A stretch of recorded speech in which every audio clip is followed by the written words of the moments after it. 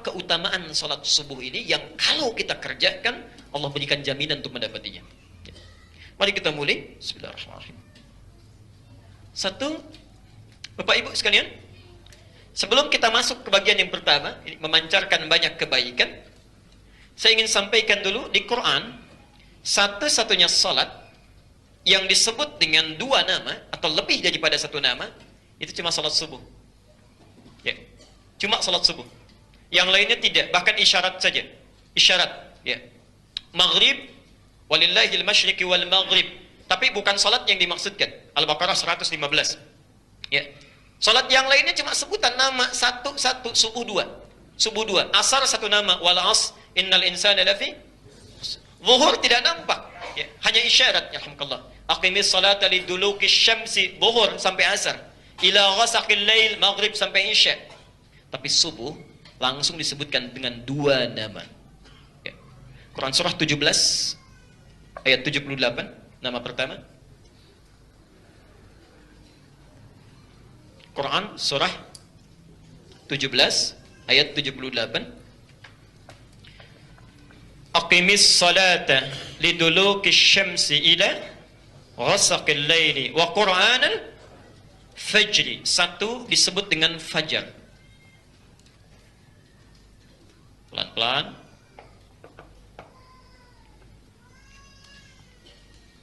Yang kedua disebut salat apa? Pertama fajar, kedua salat apa? Ingat kaidah kita, kalau tidak tahu katakan Allahu a'lam. Kedua salat apa? Sampai sekarang tiap hari salat nggak tahu salat apa? Salat subuh. Tahu dari mana? Quran surah 81 At-Takwir 81 kalau dibalik berapa? 18 ayat ke-18. Was-subhi idza tanaffas. Subuh.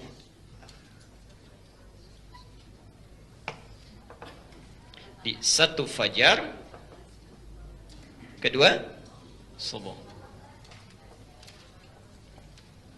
Pelan-pelan. Saya bahas dulu dari bagian yang pertama. Yuk kita terangkan dulu makna secara bahasanya, baru kita ke keutamaannya, kita rinci. Bapak Ibu sekalian, di Quran itu ada fajar, ada fujur, itu lain. Saya ulang ya.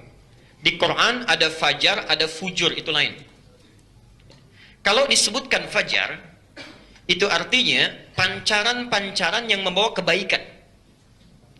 Pancaran kebaikan.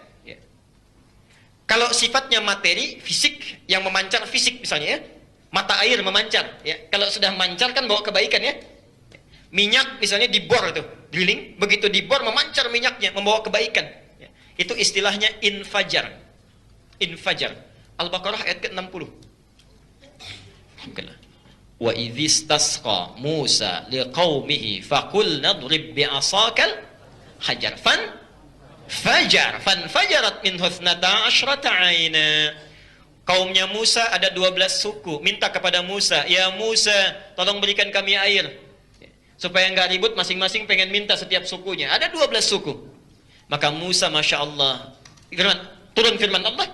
Musa menggerakkan tongkatnya, tongkatnya Musa dipukulkan ke batu, keluar 12 mata air. Tongkatnya bapak dipukulkan ke batu, keluar air mata tuh. Capek-capek beli stik dipukul ke batu saat marah, pecah.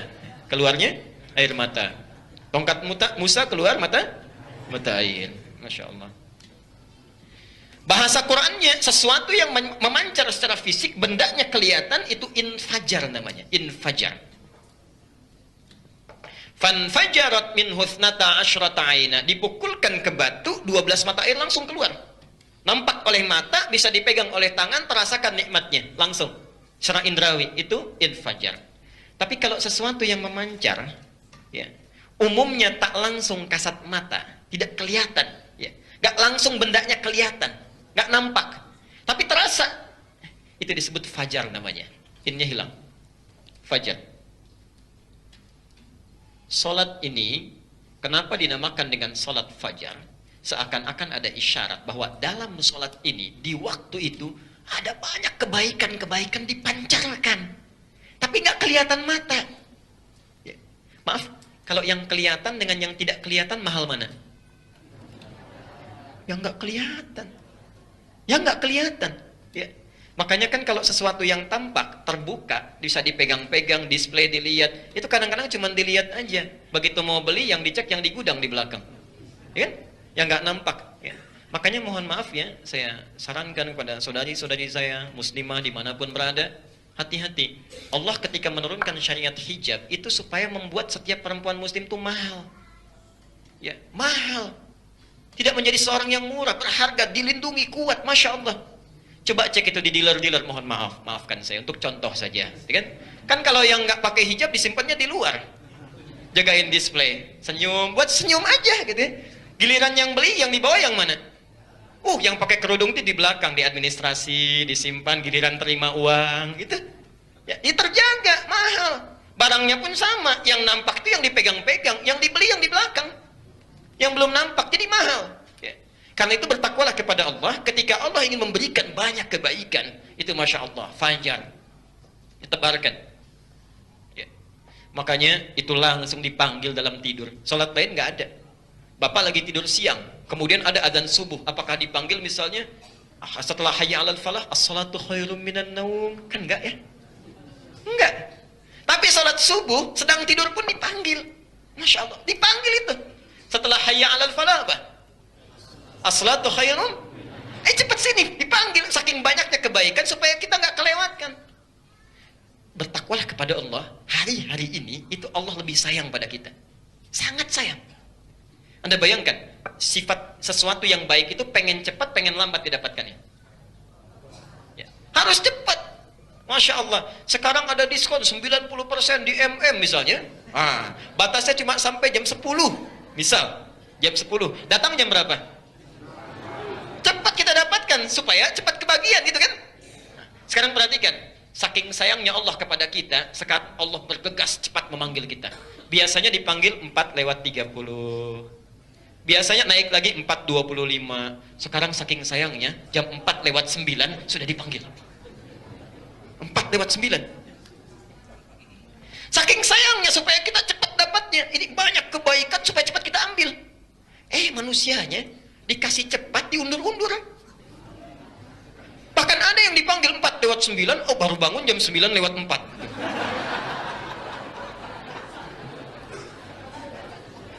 Itu pun masih nggak ingat. Masih nggak ingat. Ini saking sayangnya Allah.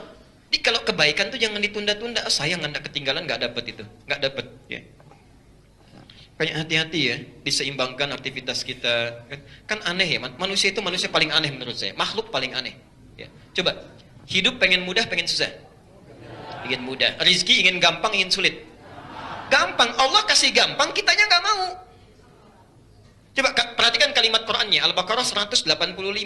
Yuridullahu bikumul yusra wala yuridu bikumul.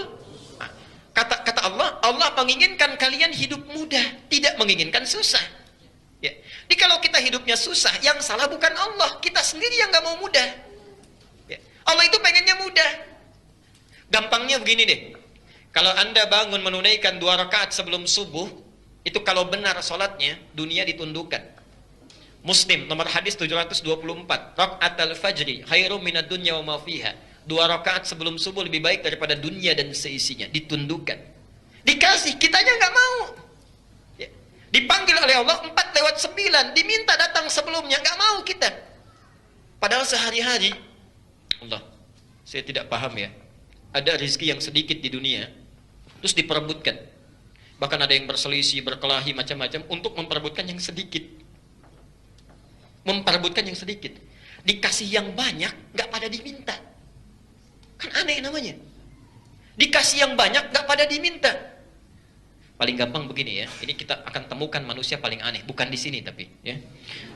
Coba, saya sering sampaikan contoh. Kalau dikasih pengumuman, DKM Al-Ihsan memberikan pengumuman, besok insya Allah hari Senin, yang sholat subuh di Masjid Al-Ihsan akan mendapat amplop masing-masing 500.000. Hanya untuk 50 orang pertama. Adzan subuh jam 4:09, datang jam berapa? Bukan cuma jam 2, saya yakin ada yang itikaf di sini. Nunggu. Yakin saya, ada yang itikaf. Cuma untuk dapat 500.000 tuh. Masya Allah. Banyak mana dunia dan seisinya dengan 500.000? Ya. Bayangkan untuk 500.000 bisa i'tikaf. Kalau Anda pengen lihat besok subuh berapa saf itu di sini? Dikasih dunia dan seisinya nggak pada datang, kan sayang. Aneh itu namanya. Ya. Pemilik rezeki siapa sih? Ya. Yang punya Allah. Kenapa kita nggak minta pada yang punya? Minta untuk dipercepat, tak tuh didapatkan, masya Allah. Ya. Saya sering gambarkan, kalau kita punya uang, bisa beli mobil? Bisa. Punya uang beli. Kalau punya jabatan, bisa beli mobil? Gak usah beli, mobilnya datang. Begitu naik meningkat jabatan, mobil dikirim. Makanya orang rela berlomba mendapatkan jabatan supaya mendapat kenikmatan dunia. Ada yang negatif sifatnya, tidak sedikit yang positif dapat. Yang hebat, nggak punya uang, nggak punya jabatan, bisa punya mobil. Karena dia punya Allah. Ini, ya minta. Dan punya Allah itu nggak capek Pak Bu, nggak capek demi Allah saya katakan. Punya uang beli mobil, begitu habis bensin beli sendiri, berangkat. Ganti oli sendiri, nyuci sendiri, dimasukin sendiri. Punya Allah, wah ya Allah, mau berangkat mobil datang, tuh nggak usah beli. Habis bensin, ganti sendiri sama orang yang bawa mobil. Ya. Nyuci nggak usah nyuci. Ya. Hari ini datang warna biru, besok datang warna kuning. Masya Allah. Ya, nggak capek. Nggak ada jemputan, keluar sebentar. Wah, tinggal tangan begini aja, tek. Nah, mobil turun. Dan nggak bayar. Masya Allah, ini punya Allah. Bayar pas turun. Ada yang bayarin ya, alhamdulillah. Tuh enaknya begitu. Di Anda kenapa tidak meminta? Nah saat kita mau minta, sekarang kita tanya, ya Allah dari kapan diturunkan fajar? Turunkan. Apa keutamaannya? Nah, sekarang saya pelan-pelan dulu sebelum kita ke sini. Tapi ada juga pancaran keburukan. Lawannya dari fajar, namanya fujur. Fujurun. Fa, jim, waw, ra. Quran surah 91, Asy-Syams ayat 7 sampai dengan 10. Di ayat 8-nya ada redaksi fujur. Ini fajar, lawannya fujur.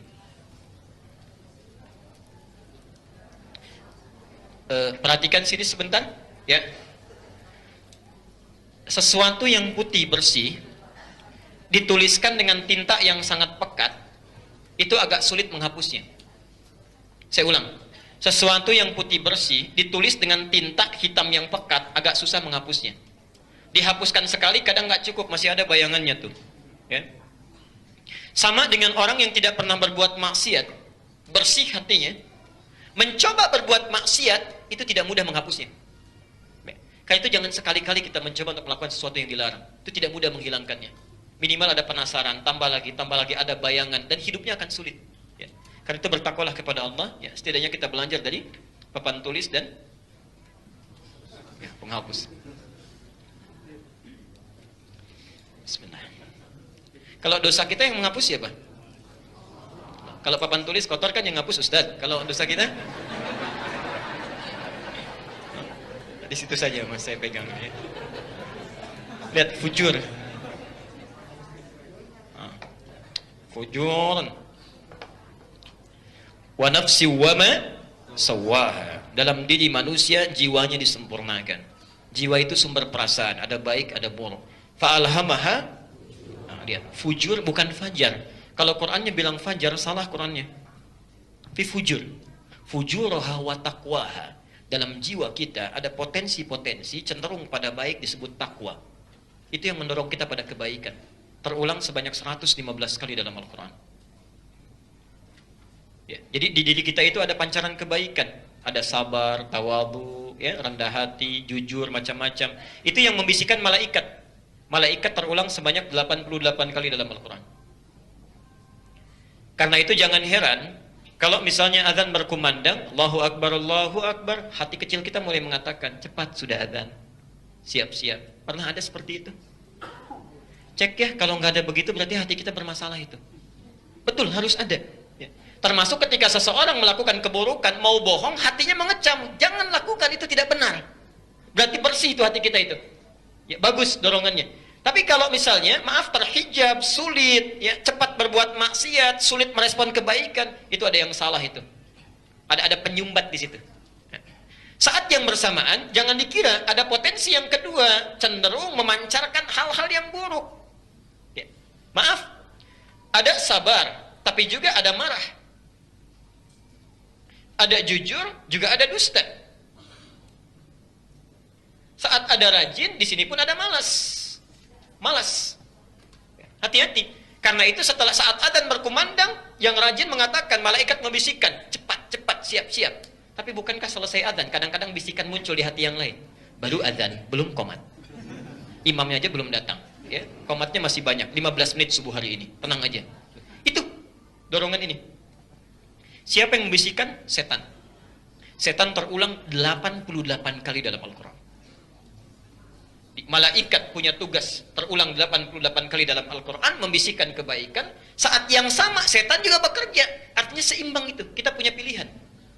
Nah, saat bisikan yang jelek itu memancar ke dalam tubuh kita, mengalir, misal marah itu potensinya disifat ya, dalam jiwa kita.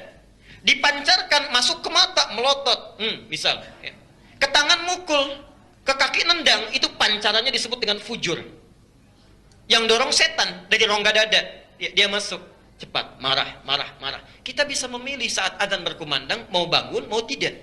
Pilihan. Tapi saat kita memilih untuk tidur, ketahuilah itu sifat malas yang dipancarkan, fujuraha, dipancarkan ke organ tubuh kita. Ya. Pancarannya disebut dengan fujur. Jelas sampai sini? Baik. Kalau sudah jelas kita kembalikan. Pancaran kebaikan apa saja yang disampaikan kepada kita oleh Allah Subhanahu wa taala. Satu,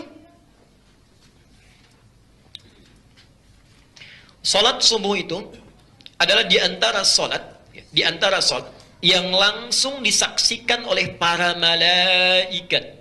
Insyaallah. Dan gak tanggung-tanggung malaikatnya.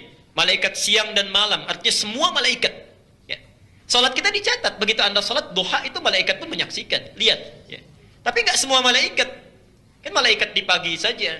Begitu Anda tahajud, malaikat malam saja. Masya Allah. Tapi saat Anda salat fajar, itu langsung bahasanya, bahasa Qur'annya menyebutkan dipersaksikan, hadisnya merinci. Quran surah 17 ayat 78. Wa Qur'anal fajri, inna Qur'anal fajri kana masyhuda. Yang lain disebut salat, subuh khusus disebut dengan Quran. Saya ulang ya. Semua salat yang fardu yang lain, ya, dari mulai zuhur, asar, maghrib, isya, itu disebut dengan salat. Aqimis salata. Quran surah 17 ayat 78. Aqimis salata liduluki syamsi ila ghasaqil laili, namanya salat. Tapi ketika menyebutkan subuh, fajar, itu disebut dengan Quran. Wa Qur'anal fajri. Masya Allah. Artinya bukan hanya gerakannya, bukan cuma salatnya, setiap bacaannya itu dipersaksikan oleh malaikat. Setiap bacaannya. Ya. Di apapun yang Anda baca, termasuk doa kita pun dipersaksikan oleh malaikat.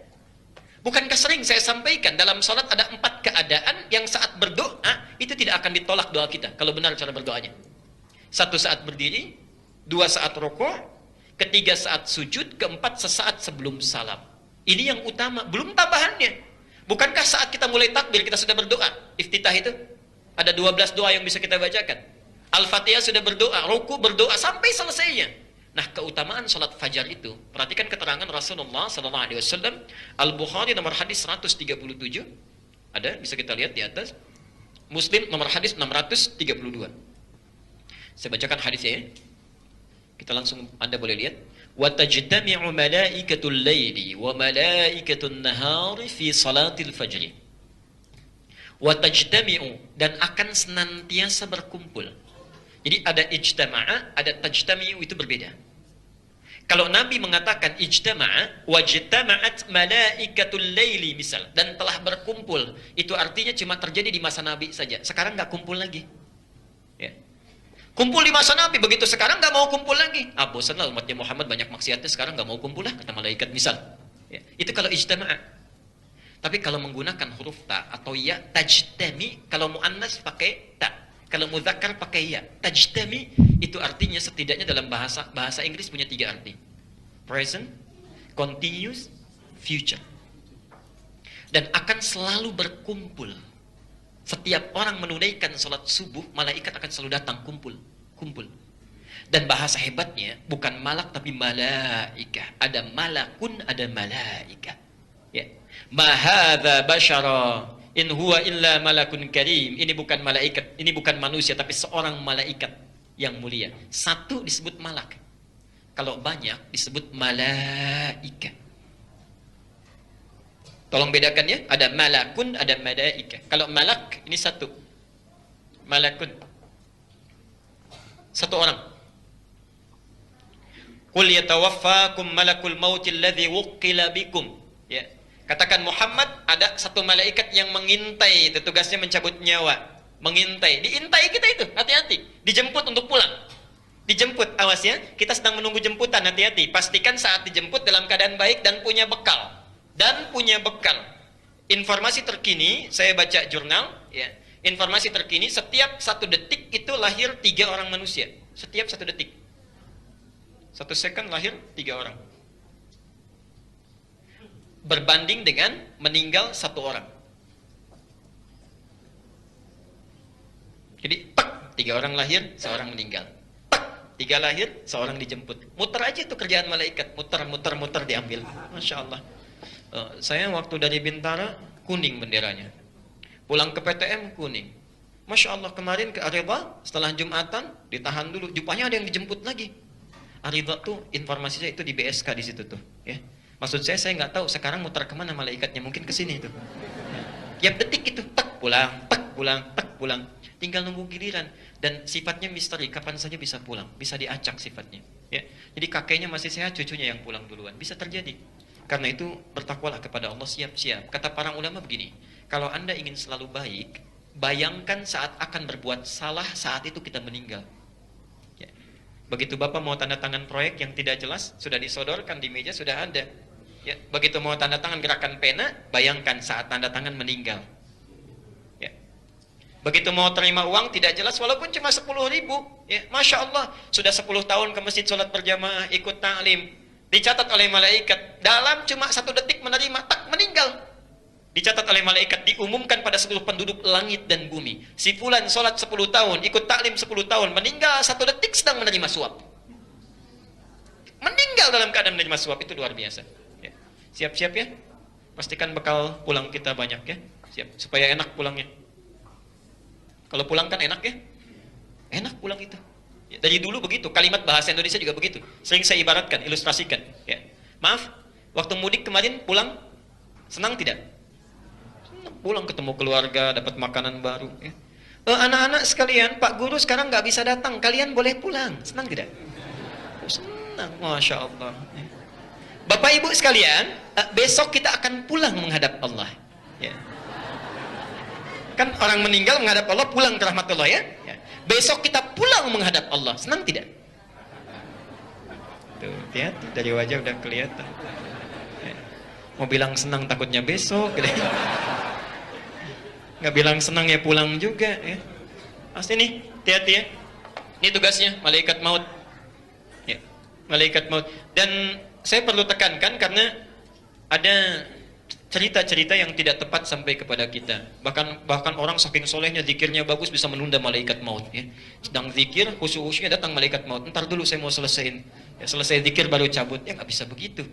Ketentuan di Al-A'raf ayat 34. Idza jaa ajaluhum la yastakhiruna sa'ata wa la yastaqdimun. Sudah. Kalau sudah tiba ya pilihan. Nggak bisa maju, nggak bisa mundur. Tapi kalau banyak, namanya malaikat. Masya Allah. Pak, Bu, saat sholat subuh, biasanya safnya paling banyak berapa saf? Itu di tempat antum, tempat saya enggak. Misal, ya, misal. Tapi umumnya, kadang-kadang 1, 2, ya. Kadang imamnya masuk sendiri, tunggu, gitu kan? Sekomat sendiri, sholat sendiri, pulang lagi sendirian, ya. Dalam keadaan sendirian itu, kasat matanya, kelihatannya nggak ada orang. Tapi bahasa hadisnya, itu malaikat sedang berkerumun. Saya datang bawa uang 1 miliar untuk saya kasih ke orang yang ada di masjid. Masya Allah. Kalau yang ada di masjid 20 orang, berarti masing-masing menerima berapa? Ya? 50 juta masing-masing. Kalau cuma ada 10 orang, menerimanya berapa? 100 juta. Kalau cuma seorang, dapatnya berapa? Berbahagialah imam masjid yang sendirian ke masjid, ada di masjid, itu semua keberkahan masjid diberikan untuk dia sendirian. Yang lain nggak dapat. Ya. Maka yakinlah saat kita ke masjid itu, kata Nabi, wa tajtami'u malaika. Malaikatnya banyak, bukan cuma satu. Datang banyak.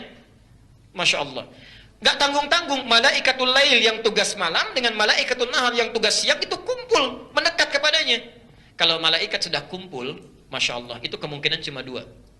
Kalau tidak mengaminkan doa, memohonkan istighfar kepada Allah, cuma dua. Makanya Anda rugi, kehilangan sholat subuh berjamaah, kehilangan sholat subuh, itu Masya Allah, Anda kehilangan istighfar yang disampaikan malaikat, plus permohonan doa untuk mengabulkan apa yang Anda sampaikan. Ya. Saya beri contoh begini. Ini nyata ya. Ta'lim pun, Anda ikut ta'lim sekarang. Ya. Itu disebut oleh hadisnya, malaikat langsung mengikuti, membentangkan sayapnya, memberikan ridha. Disebut di tiga kitab hadis utama. Di hadis Muslim nomor hadis 1389, At-Tirmidzi nomor hadis 2862, kemudian di Ibnu Majah nomor hadis 219. Perhatikan kalimatnya. Ini boleh Anda praktekkan ya, dan sering saya sampaikan. Wa innal malaikata, dan setiap penuntut ilmu mau berangkat sampai dia nanti pulang lagi, itu malaikat membentangkan sayapnya. Ridwan li talibil ilmi, memberikan ridha bagi para penuntut ilmu. Saya tadi sampaikan kalau malaikat sudah turun memberikan ridhanya, satu di antara dua, mengaminkan doa. Ini saya mau cerita, saya tidak tahu ikhwah kita datang tidak ya hari ini. Hari Sabtu yang lalu, malam Sabtu tepatnya, kami undang untuk cerita. Ada di antara jemaah kita yang rajin ikut ta'lim, bergabung bersama kita semua. Masya Allah, satu kali saya menerangkan tentang manasik haji. Manasik haji. Kita beli miniatur Ka'bahnya di Masjid Al-Ihsan di PTM. Kemudian kita lakukan ta'lim. Itu beliau saat tepat proses tawaf, latihan tawaf, sa'i, begitu melihat Ka'bah itu berdoa. Yang lainnya rekam, foto, lihat, catat, ini tidak. Beliau menangis, dalam tangisannya bermohon kepada Allah, dalam sepinya. Gak perlu orang tahu. Ya Allah, ya Allah, saya tidak tahu bisa haji atau tidak.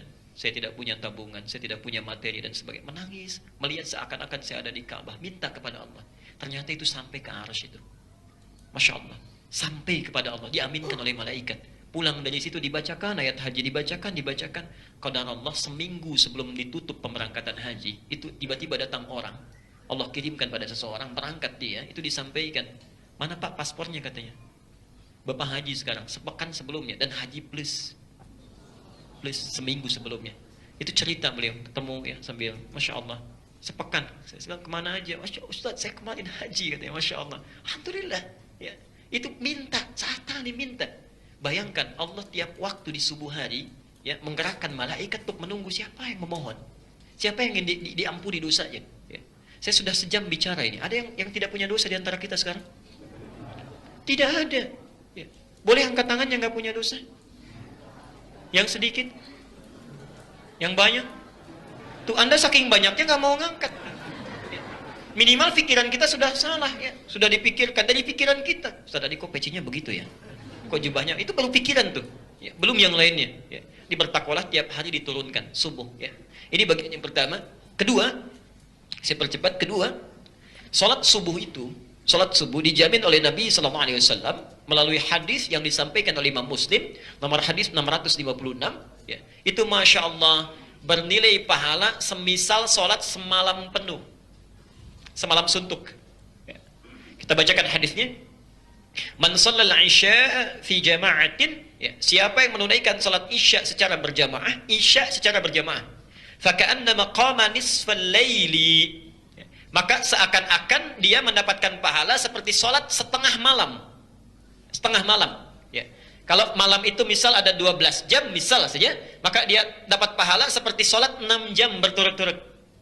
Tapi sholat isyanya berjamaah, bukan sendirian. Ya. Maka Anda rugi. Kalau semalam Anda diberikan pahala, dapat setengah malam dengan sholat isya berjamaah, Anda tinggalkan, Anda kehilangan itu. Ayo yang merasa tadi masih punya banyak dosa, cari amalan untuk menyeimbangkan. Sehingga dengan amal soleh kita kerjakan, yang jelek ditutup. Apalagi kalau dengan tobat kita lakukan, hilang yang jelek, yang baik muncul, bekal dapat. Ya. Makanya kata para ulama, jika Anda tidak mampu berlomba dengan orang soleh memperbanyak kebaikan, setidaknya berlombalah dengan para pendosa untuk banyak beristighfar dan bertobat kepada Allah Subhanahu wa taala. Itu rumusnya. Ya. Tapi yang paling menarik, wa man shallas subha fi jama'atin faka'annama shallal laila kullahu. Siapa yang menunaikan salat subuh berjamaah, syaratnya berjamaah, maka seakan-akan dia mendapatkan pahala salat semalam suntuk. Semalam suntuk, Masya Allah. Ayo, ketinggalan rugi Anda, tinggalan rugi. Ya. Bisa ada yang sholat semalam suntuk, sholat terus gitu. Ya. Kalau Anda nggak bisa, setidaknya jangan tinggalkan subuh berjamaah, sayang. Nah, kelihatannya nggak sekarang. Ingat ya, kalau ibadah itu pandangannya iman. Ya. Kalau dunia itu ilmu. Jangan ditukar ya, jangan ditukar. Misal, ini apa? Spidol, ya ini spidol, ini gelas, ini teh. Nah, kenapa bisa kita simpulkan ilmu? Ilmu, sesuatu yang nampak dalam pandangan seketika dibuktikan itu ilmu namanya. Sesuatu yang belum tampak tapi diyakini itu iman namanya. Iman nanti pembuktiannya di akhirat. Kalau ada dunia cuma panjar saja, ya. Cuma panjar saja. Ya. Maka maaf, nanti bisa kelihatan besok siapa yang menyesal, siapa yang tertunduk menangis. Ya. Ayo perbanyak, kalau sudah paham banyak kesalahannya tutupi dengan amal soleh. Perbanyak. Kita percepat. Ya. Salat subuh dijamin oleh Rasulullah SAW sebagai satu amalan, ya, satu amalan yang disebut Nabi langsung mengantarkan ke surga, ya, mengantarkan ke surga. Dan kalau diteruskan menjadi hijab dari neraka, ya, jadi mengantarkan ke surga, hijab dari neraka. Nanti kita lihat cara membaca hadisnya, ya, cara membaca hadisnya. Ada di Al-Bukhari nomor hadis 574 dan Muslim nomor hadis 635. Saya bacakan hadisnya. Man shallal bardaini, siapa yang konsisten menunaikan salat saat datangnya dua dingin, ya, barat itu dingin, ya. Kalau yang dingin biasanya kapan waktunya? Subuh, ya. Awal pagi dengan akhir siang kan? Kalau di Timur Tengah itu mulai dingin itu datang awal subuh dengan asar menjelang maghrib, itu mulai dingin, ya. Kayaknya Anda kalau umrah ke Madinah salat menjelang maghrib kan sudah berbeda ya, cuacanya sudah masuk mulai agak dingin. Nah itu bardaini itu subuh dengan asar. Kata Nabi, orang yang konsisten menunaikan salat subuh dan asar, dakhalal jannah, dijamin oleh Allah masuk surga dia. Masuk surga. Masya Allah. Masuk surga, gak main-main. Ya. Tapi ini mesti ditafsirkan ya. Nanti orang salah menyimpulkan, oh kalau begitu saya salat subuh aja sama salat asar kan? Kan pasti masuk surga. Nah, itu nggak tepat, tidak tepat. Maksudnya begini, maksudnya Bapak Ibu sekalian, kalau matahari terbit itu kapan? Pagi kan? Mulai dari subuh, cahayanya terpancar kan? Ya, mulai dia naik sampai tiba, sampai dia terbit. Nah, kalau terbenam kapan? Mulai menjelang asar sampai maghrib kan? Dulu, orang-orang Majusi itu kalau ingin beraktivitas, dia mulai memasrahkan, minta, bertawakal pada Tuhannya, benda-benda langit khususnya matahari. Di sebelum terbit mereka sudah menghadap ke matahari. Ya, subuh sudah minta kepada benda, mohon ditunjukkan, dimudahkan dan sebagainya. Begitu tenggelam, minta lagi supaya diberikan keberkahan. Maksud hadis ini bukan sekedar sholat, tapi orang-orang Islam itu bedanya dengan non-Muslim. Sebelum beraktivitas, saya ulang, sebelum beraktivitas, maka dia menghadap Tuhannya, bukan benda, bukan macam-macam. Jadi orang Islam itu kerjanya bukan motif karena benda, bukan mengagungkan karena jabatan, bukan karena penghasilan, tapi dia berangkat menghadap kepada Allah meminta kemudahan dalam pekerjaannya. Karena itu kenapa disebut salat subuh? Ini yang belum saya jelaskan. Satu fajar, kedua apa? Subuh. Kenapa disebut dengan subuh?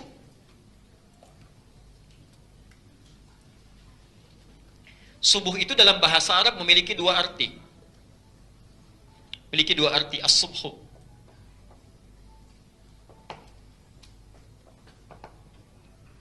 Pertama,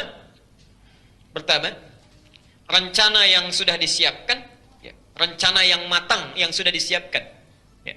Karena itu kalau sudah punya rencana disebut dengan asbah. Kaifa asbahta? Bagaimana keadaanmu pagi ini? Punya rencana apa? Ya, gambaran apa? Ya. Salatnya disebut dengan salat subuh, seakan-akan memberikan pesan kepada kita. Maaf, bedanya Muslim dengan non-Muslim itu, saat dia bangun dari tidurnya, menghadap Allah, bertawakal, minta petunjuk, dia pun sudah siap dengan rencana-rencana aktivitas yang akan dijalani di hari itu. Di setiap Muslim itu, maafkan, Setiap muslim kalau sudah bangun dari tidurnya, sholat subuh, bukan sekedar sholat. Seakan-akan sudah siap rencana, sudah punya planning. Jam 7 saya ada di mana? Jam 8 saya kerjakan apa? Jam 12 saya berada di tempat apa? Terus punya rencana dalam seharinya. Ya. Tidak tepat kalau ada orang Islam beraktivitas nggak tahu apa yang mau dikerjakan. Ya.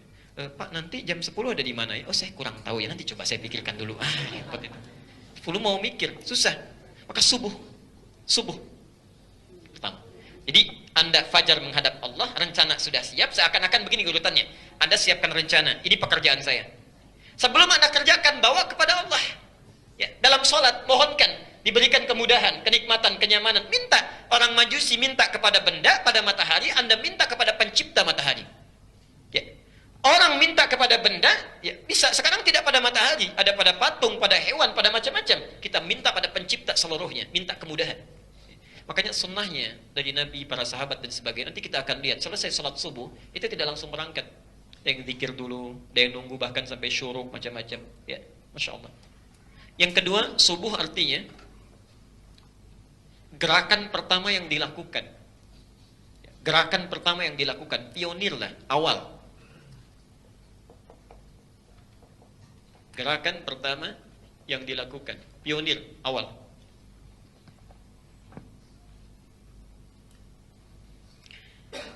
As-subhu. Quran surah ke-81 ayat 18. Was-subhi idza tanaffas. Dan demi waktu subuh ketika matahari mulai bernafas. Nafas itu maksudnya redup, ini bahasa kiasan, ya. Redup mulai tarik. Di matahari seakan-akan istirahat malam, lalu mulai menarik, bernafas, mengeluarkan sinarnya, subuh, ya. Ada pesan di sini, maaf, ada pesan. Orang-orang Islam tuh bedanya dengan non-muslim. Begitu bangun dari tidurnya, rencana siap dan jadilah orang yang pionir mengerjakan kebaikan pertama kali. Jangan keduluan. Ya. Ada taklim, cepat datang di awal. Ya. Ada peluang, cepat kejar.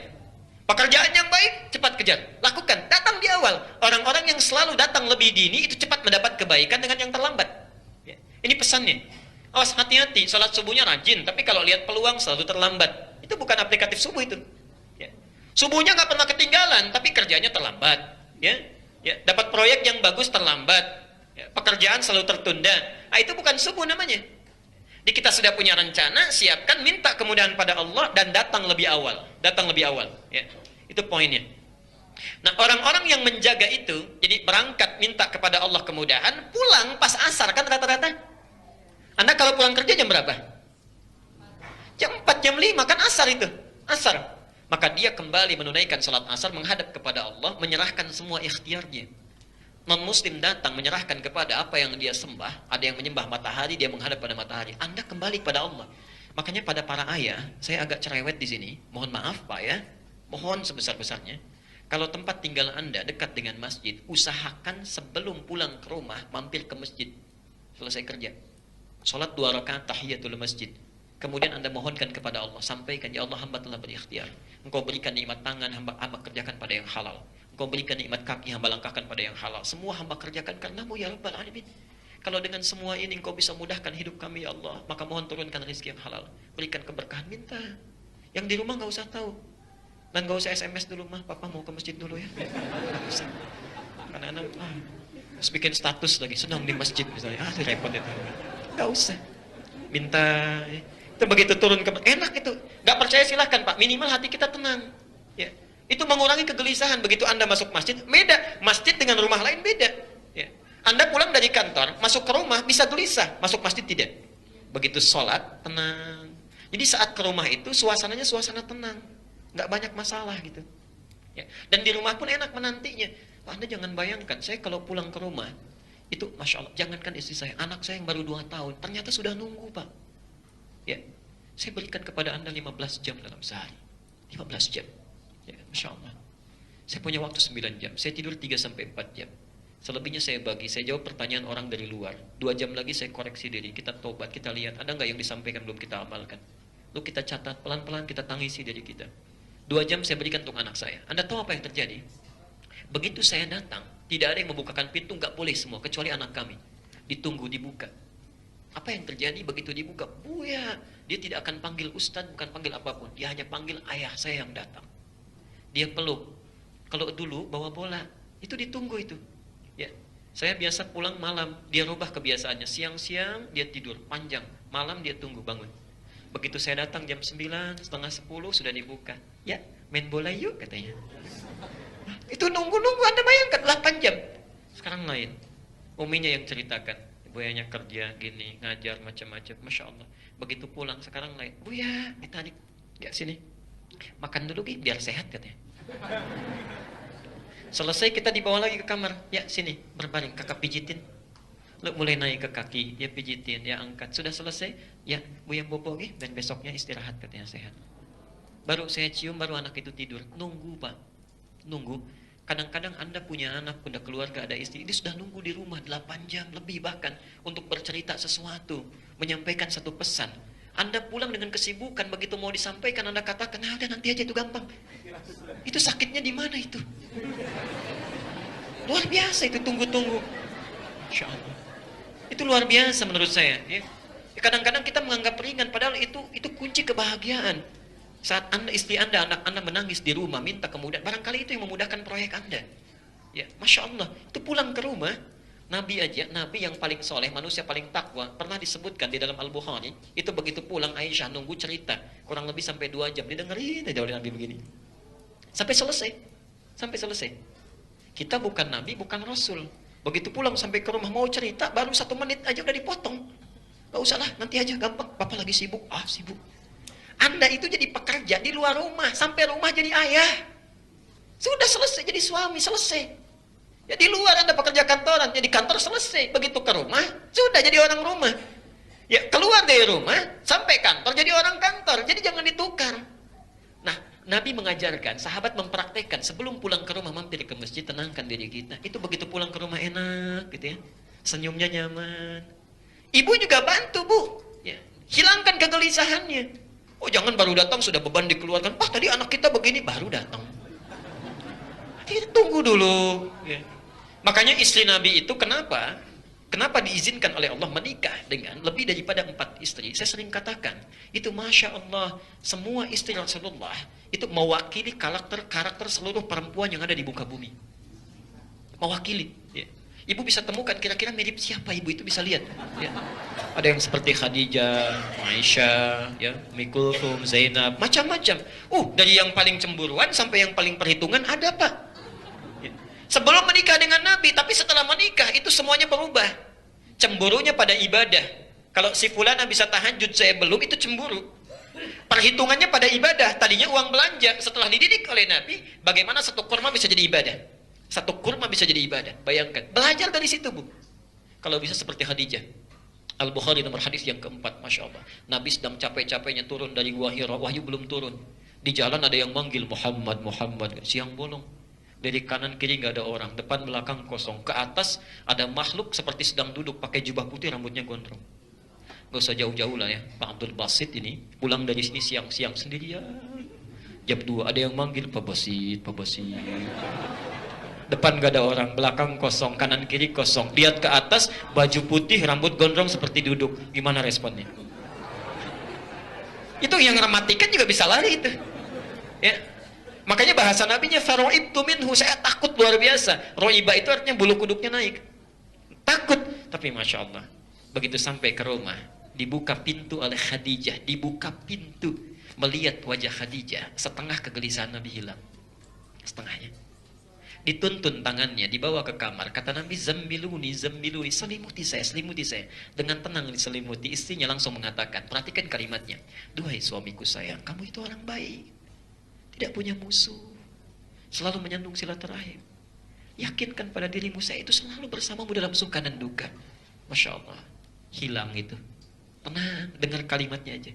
Tiba-tiba turun wahyu, ya ayyuhal muddadzir, kum fa'anzir, wa rabbaka fakabbir. Itu kisahnya. Ibu sudah sampai mana itu? Ya, kalau ibu sudah mirip-mirip Khadijah, suami pulang lihat ibu sudah tenang, itu Khadijah itu ya. Tapi kalau lihat ibu jadi pesimis situasinya, itu bermasalah. Ya. Apalagi yang pulangnya telat, tunda-tunda gitu ya. Itu berarti ibu yang pikirkan, silahkan ya.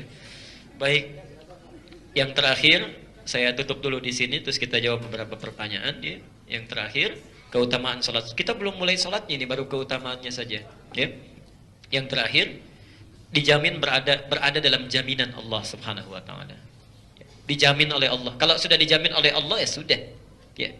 Kalau sudah dijamin oleh Allah dalam kebaikan, sudah tidak ada yang bisa menghilangkan kebaikan itu, tidak ada yang bisa meruntuhkannya bahkan mengelak darinya. Tidak. Hadisnya riwayat Muslim nomor hadis 163.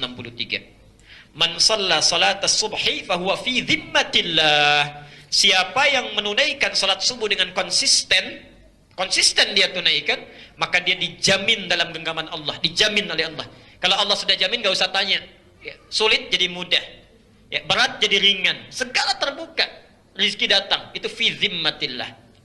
Tapi kok Ustaz banyak yang sholat subuh tapi kok nggak dapat juga jaminannya? Ya, susah tetap susah, rezeki terhambat. Apa yang salah? Nanti kita pelajari cara sholatnya Nabi. Jangan-jangan rajin tiap waktu datang tapi cara sholatnya salah, kan nggak dapat juga. Tapi hadisnya nanti kita teruskan. Kalau ada yang sudah dijamin oleh Allah mendapat kebaikan, lalu tidak digunakan kebaikan itu, Allah akan tuntut itu. Akan dituntut. Ya, misal, saya berikan Anda mobil. Ya, Anda terima. Saya katakan, saya jamin ini mobil, silahkan pakai saja. Bensinnya saya yang isi semuanya, silahkan. Begitu ada aktivitas, gunakan. Mau ta'lim, mau salat, mau ke kantor, pakai. Ya. Terus saya sudah berikan, tapi Anda nggak pakai. Bagaimana perasaan saya? Ya, kecewa. Padahal Anda minta sebelumnya. Ya, perhatikan. Fala yatlubannakumullahu min dhimmatihi bisyai'in.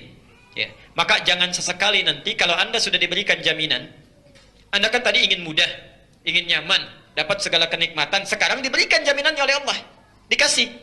Lalu Anda tidak ambil itu. Anda tinggalkan salatnya, Anda abaikan salatnya, maka perhatikan bahasanya.